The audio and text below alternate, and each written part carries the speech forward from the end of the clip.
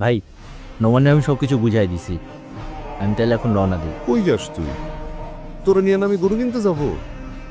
ভাই, আপনারা তো আগেই কইছিলাম এবার ঈদে একটু আগে আগে বাড়ি যেতে হইব। ছেলেটাকে ঈদের নামাজে নিয়ে যাবো। গোস্ত নিয়ে তারপর না বাড়ি যাবি? চল চল, আগে হাটে চল। টিকিট কেটে রাখছি তো, দূরও, আগে হাটে চল না। গাড়ি ছুটে যাবো।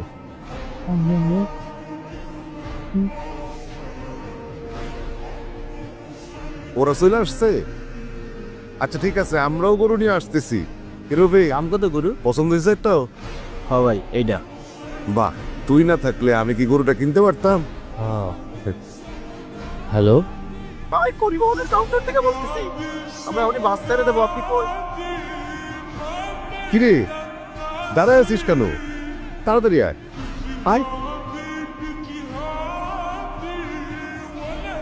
কই গেল সবাই? বড় দেখা যা, তাড়াতাড়ি আসো।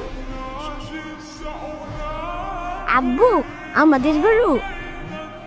বাবা তুই?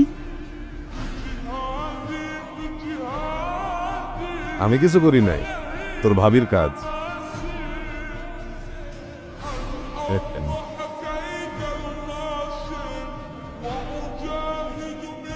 কোরবানি কার পক্ষ থেকে হবে? হ্যাঁ, এই যে এটা নিয়ে ওর কাছে যাও। মোহাম্মদ জালাল আহমেদ, পিতা মরহুম কবির আহমেদ।